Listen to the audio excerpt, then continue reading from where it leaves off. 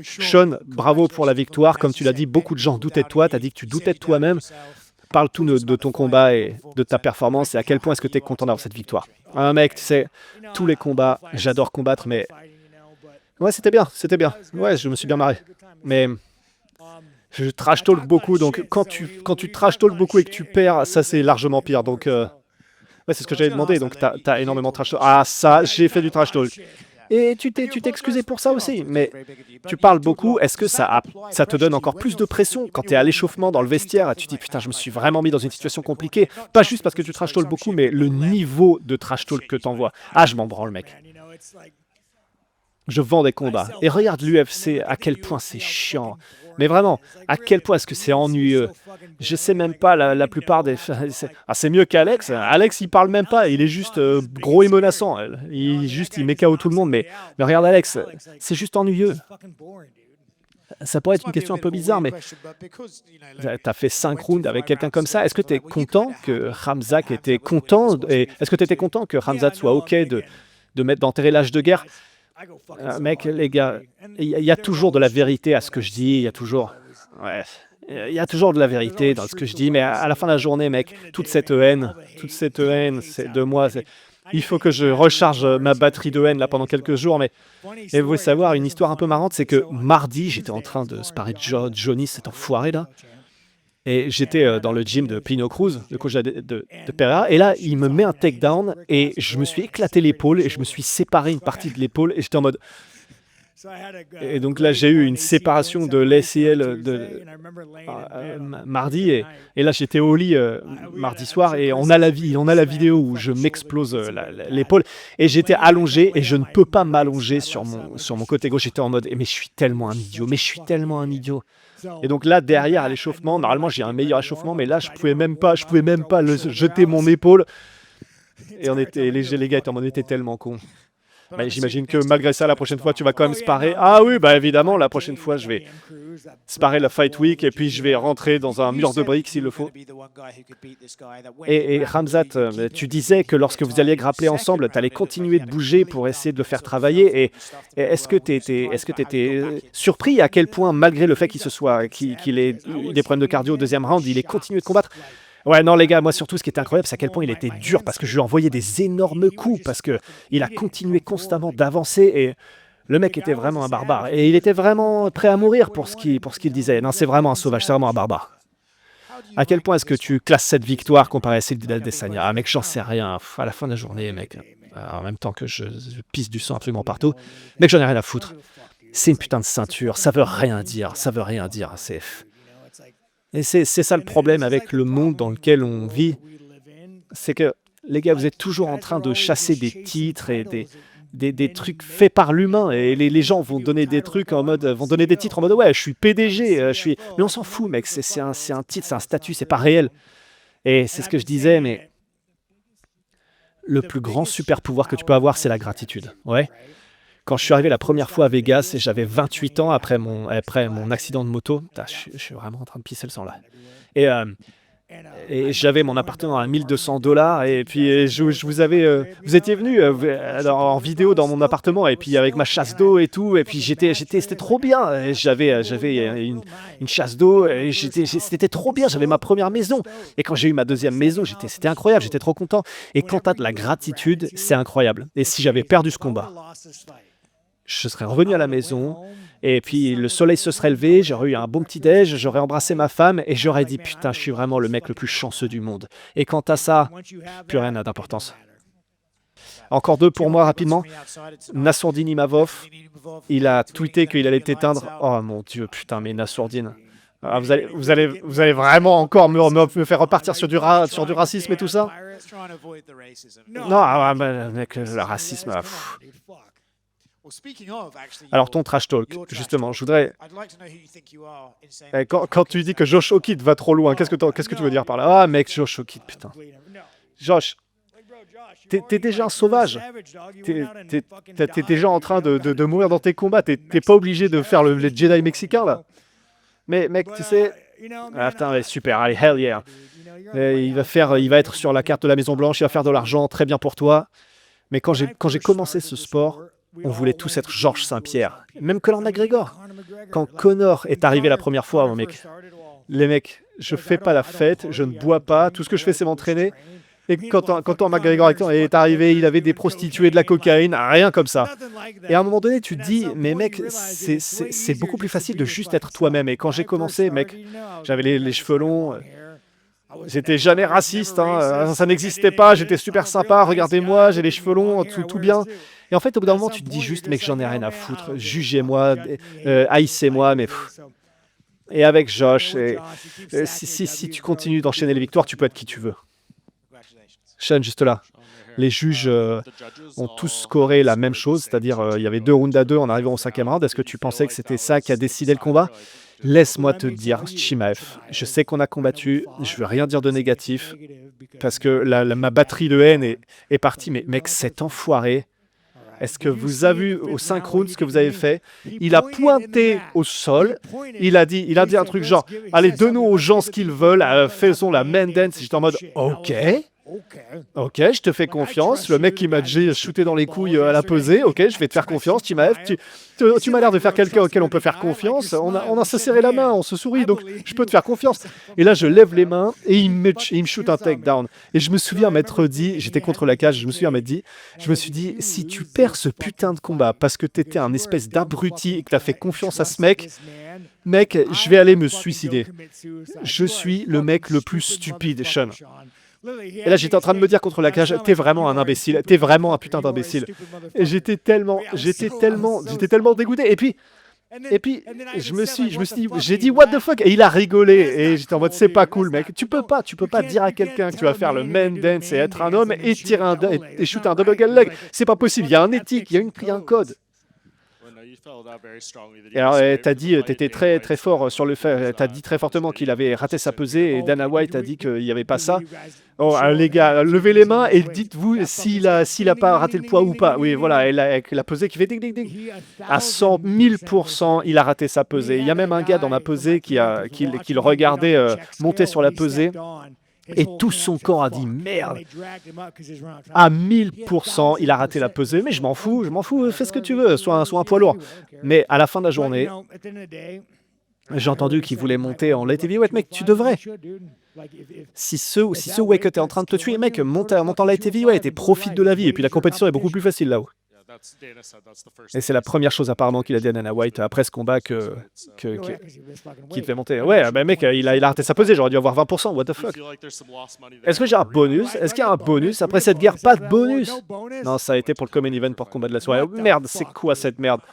Mais allez, c'est le petit japonais. Ouais, mais allez, donnez leur bonus. Ok, ils le méritent, les petits japonais, ils le méritent. Ouais, tu l'as mérité, espèce de barbare, espèce de sauvage. Et maintenant qu'il quitte la division, un rematch avec une split décision, est-ce que maintenant c'est Nassourdine? Est-ce que j'espère vraiment que les classements de l'UFC vont vouloir dire quelque chose et que les gars vont pas juste sauter les classements, mais ouais, si c'est pour le classement, alors allons-y. Et t'as parlé à Joe Rogan, vous avez dit quoi avant que la décision soit lue? Ah mec, on parlait, je sais pas, les aliens, le truc avec Israël, je sais pas. Comment on a fait du sale, je sais pas. Mais bravo, t'as choqué le monde encore une fois. Et la question à propos de Nassourdine, encore une fois, mais si tu veux faire ce combat à l'UFC Paris, est-ce que ce serait une bonne date? Allez mec, Dana a dit que ça peut être pour un titre et un UFC numéroté. Est-ce que tu voudrais venir? Alors j'aime bien les Français, je considère pas Nassourdine comme français, je sais pas si lui-même se considère comme français, mais il est pas français, il ne croit pas à la France, il n'est pas pour les Français. Mais je ne quitte plus ce putain de combat. Je ne combattrai plus en dehors des États-Unis aussi. Je suis un putain d'Américain et je mourrai dans ce pays. Mais, ceci dit, mais les Français, vous êtes cool. Et ouais, je suis. Un truc comme ça. Ouais, il faudrait que un jour vous allez devoir quitter le pays, donc il faut que j'apprenne du français. Alors ce pays.